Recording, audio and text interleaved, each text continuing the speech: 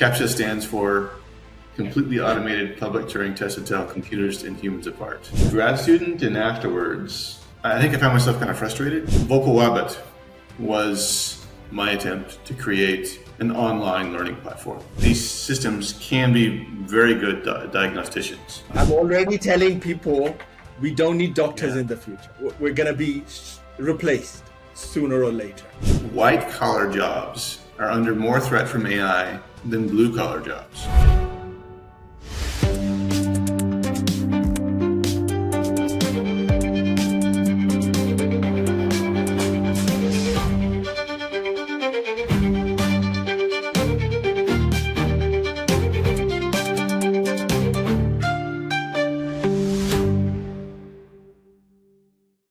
CAPTCHA was actually a project that came out of a visit by Udi Manber to Carnegie Mellon when I was there as a grad student. He gave a talk and he was talking about some of the issues they were running into. One of them was they had a search engine and they wanted people to be able to submit URLs to it, but they didn't want spammers submitting things to overload the engine.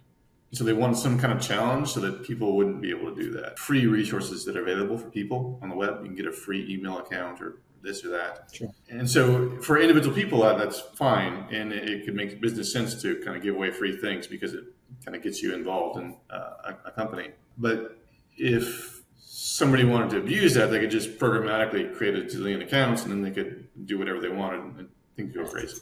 Right? So it would be a huge resource drain that would make internet companies not work. Eventually we settled on some what's called a visual CAPTCHA now. Yeah, that was some fun. CAPTCHA stands for Completely Automated Public Turing Test to Tell Computers and Humans Apart.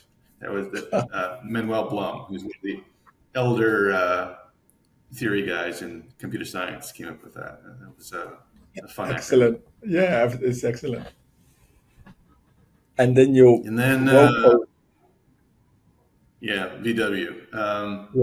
Vowpal Wabbit, where did that come from? When I was a grad student and afterwards, I think I found myself kind of frustrated because we were coming up with algorithms that seemed like they would be interesting to folks, they would be useful. And so that's kind of the things. And they worked in a very different way. They operated by you give them a bunch of data, they churn on the data for a long time, and they spit out a model. But we were working on algorithms that operated in a different format. They operated in an online format. So Vowpal Wabbit was my attempt to create an online learning platform.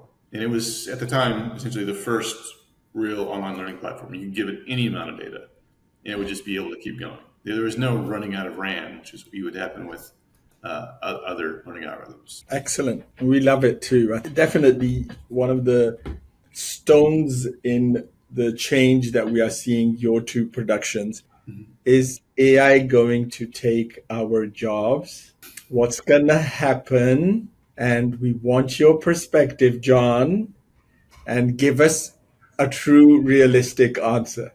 This is what I'm getting from my colleagues and everyone.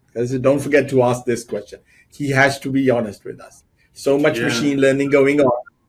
And I'm sure you've heard a lot of people getting unemployed, and there's a lot of uncertainty in the field out there. What you gonna say? So this is something which is just hard to answer, just being honest, because the field is moving fast. In terms of where the field is right now, and in particular with respect to medical things, there is evidence that these systems can be very good diagnosticians. There's Microsoft AI released as a model that kind of showed superhuman performance for diagnostic abilities. So that's an interesting example where it makes you think about it, right? I mean, if you're patient, I hear you. I'm already telling people we don't need doctors in the future.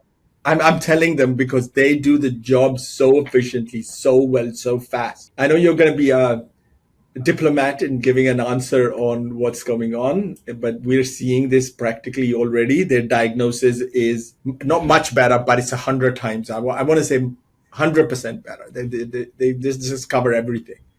Yeah. So diagnosis is gone. I use robotics. I know I'm applying it. So that's just the healthcare field. I know we're going to be replaced. sooner or later. Maybe I'm being diplomatic, but I do think that there's more than just diagnostician activities associated with the doctor. Okay, And in particular, I would say again that robotics is nowhere near solved. And so there's this weird effect right now where white collar jobs are under more threat from AI than blue collar jobs, absolutely. right? And Okay. so, yeah, that's a little challenging. There's a lot of challenges associated with things where you need very high reliability, right? I would not want an AI to be designing a space shuttle on its own because there isn't a lot of data about how to design space shuttles. So if I was to ask John, how much time have I got before I'm replaced? You're going to say, if there is enough data out there in the field, you're going to be replaced fast. Versus a space shuttle example you gave, where it's still got to learn, it's still got to try, it's still got to experiment.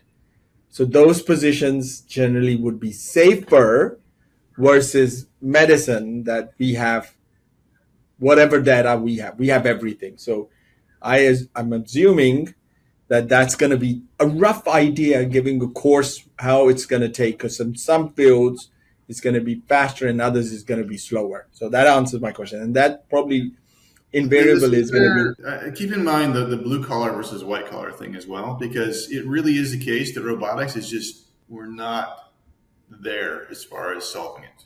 There's people who are working on it, really working on it research wise, but so far not convincing. Nothing like ChatGPT. But also it's a matter of just time. I'm seeing in the last just 2-3 years, everyone is coming up with new algorithms, new data, new technology. It's just been mind blowing compared to the previous 10 decade or the decade before that, or a stagnant decade in the 70s. It's so much, and so many things have come up in the time that we're even doctors are finding it hard to keep up with those developments in our field.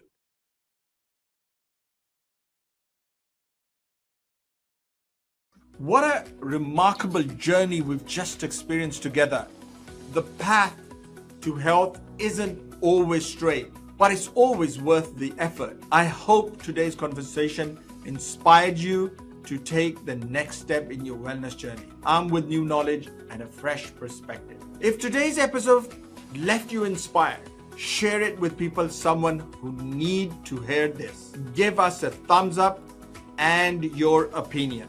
Keep exploring, keep evolving, and we'll see you in the next episode of Khan Clinics.